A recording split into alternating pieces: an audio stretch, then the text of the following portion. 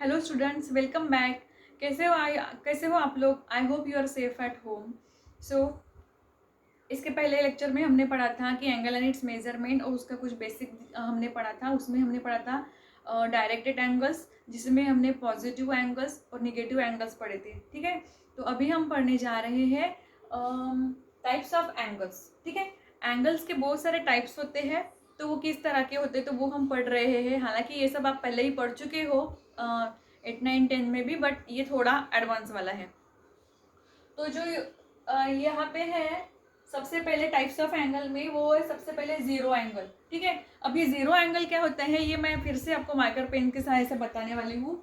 अब देखो, ये अगर ये दो मार्कर पेन है, ठीक है, ये दो मार्कर पेन है, तो अब ये जैसे मैंने आपको कहा था कि इनिशियल रे और टर्मिनल रे।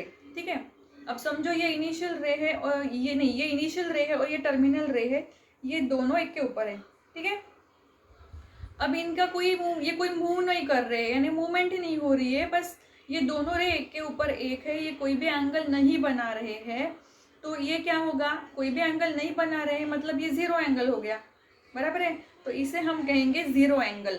ठीक है, जो कोई भी एंगल नहीं बन रहा है जिसमें, तो वो होगा जीरो एंगल। ठीक है, ये हो गया जीरो एंगल। अब देखो, अब राइट एंगल है, तो राइट एंगल क्या होगा, सेम। अब ये मार्कर पेन है, ये टर्मिनल रे है और ये इनिशियल रे है। आपको पता है, अब ये टर्मिनल रे ऐसे रोटेट होता है। ठीक है, अगर ये टर्मिनल रे एंटी क्लॉकवाइज डायरेक्शन में रोटेट हो रहा है, अगर ये ऐसे रोटेट हो रहा है, ऐसा हो गया, तो ये कौन सा एंगल बन गया? ठीक है, राइट एंगल बन गया। ठीक है, तो ये राइट एंगल बन गया 90 डिग्री का। ये आप बचपन से पढ़ रहे, बचपन से नहीं, 8, 9, 10 से पढ़ ही रहे हो। तो ये हो गया राइट एंगल। ठीक है, तो इसे हम लिखते हैं राइट एंगल ट्रायंगल। ठीक है, जो बनाता है 90 डिग्री का एंगल। ओके, उसके बाद में है स्ट्रेट एंगल।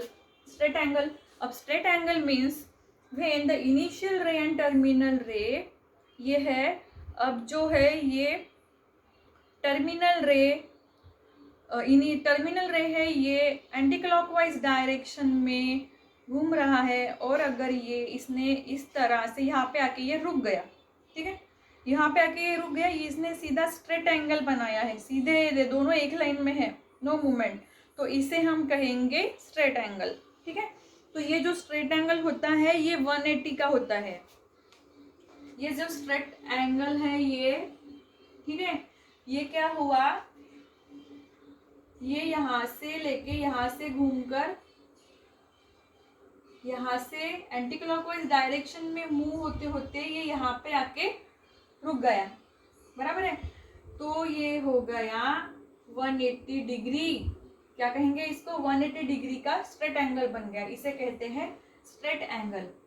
और उसके बाद में है one rotation angle. One rotation angle means there are two rays, ये टू रेज है एक के ऊपर एक। अब ये क्या करेगा, एंटी क्लॉकवाइज डायरेक्शन में ये मूव करेगा यहाँ से धीरे धीरे धीरे धीरे। ठीक है, अब ये एंटी क्लॉकवाइज डायरेक्शन में मूव हो गया, और मूव करते करते ये घूम रहा है एंटी क्लॉकवाइज डायरेक्शन में। अब ये टर्मिनल रे जो है वो घूम कर इनिशियल रे के पास आ गया। आ गया, क्या हो गया, अब फिर से इन्होंने जीरो एंगल बना दिया, एक के ऊपर एक आ गया। इसने पूरा एक रोटेशन कंप्लीट किया, पूरा 1 round rotation bye anti clockwise direction.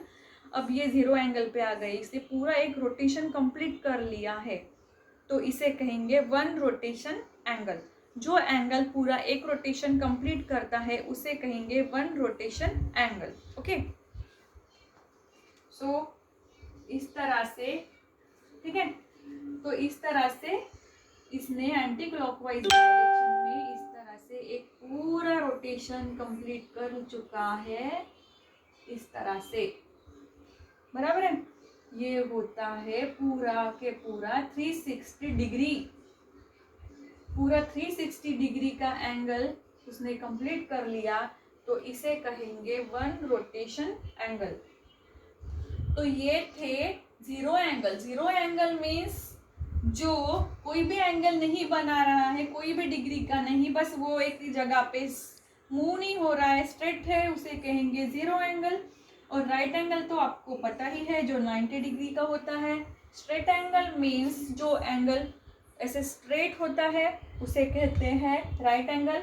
And one rotation angles means जिसने पूरा का पूरा वन रोटेशन घूम के इस तरह से कंप्लीट कर चुके, वो फाइनल इनिशियल पोजीशन पे आता है और आखिर में जीरो एंगल बनाता है पूरा राउंड घूमकर, उसे कहते हैं वन रोटेशन एंगल। ठीक है, तो ये 4 टाइप के एंगल्स थे। अब आप कहोगे कि आप डायरेक्टली मैम एक्सरसाइज क्यों नहीं शुरू कर रहे, इतना बेसिक क्यों बता रहे हो। तो आपको क्या एक्सरसाइज कैसे आएगा, जब आपको पूरा का पूरा बेसिक जो है पूरा निचोड़ लेना है। अगर आपको पूरा बेसिक आ गया तो आप एक्सरसाइज कोई भी क्वेश्चन सॉल्व कर सकते हो, क्योंकि देखो क्वेश्चन तो एक जैसे नहीं आते हैं ना, कभी वैल्यूज चेंज होके भी आती है एग्जाम में क्वेश्चंस, बराबर है। तो अगर आपको पूरा टोटल बेसिक आ गया तो ऑब्वियसली आपको कोई भी क्वेश्चन सॉल्व करते आएगा। तो 12 में भी आपको ऐसे ही करना है, पहले पूरा बेसिक 11 का पूरा बेसिक आपको अच्छे से पूरा क्लियर करना है। कोई भी दिमाग में दिक्कत ना हो कि ये कैसे आया, क्यों नहीं आया।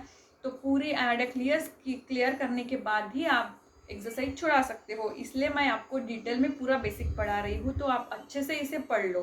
ठीक है, तो इसके आगे भी और बहुत सारे एंगल, कुछ एंगल्स है जैसे को टर्मिनल एंगल्स वगैरह है, तो वो भी मैं आपको आपके नेक्स्ट लेक्चर में आपको बताने वाली हूँ वो क्या है। ठीक है, सो अभी के लिए बस इतना ही। आई होप कि आपको समझ में आया होगा। आज का हमारा फर्स्ट लेक्चर भी हो चुका है और ये सेकंड है। तो अगर आपको कुछ भी नहीं समझ रहा है, कोई दिक्कत आ रही है, तो डायरेक्ट आप मुझे कॉल या मैसेज ज़रूर करें, प्लीज़ प्लीज़ प्लीज़। और प्लीज़ चैनल को सब्सक्राइब कर लो, ताकि जो भी रिसेंट वीडियो अपलोड हो वो सबसे पहले आपके मोबाइल में आ जाए, और बेल आइकन को ज़रूर दबाना। So please subscribe my YouTube channel. Okay, so आज के लिए बस इतना ही। Thank you.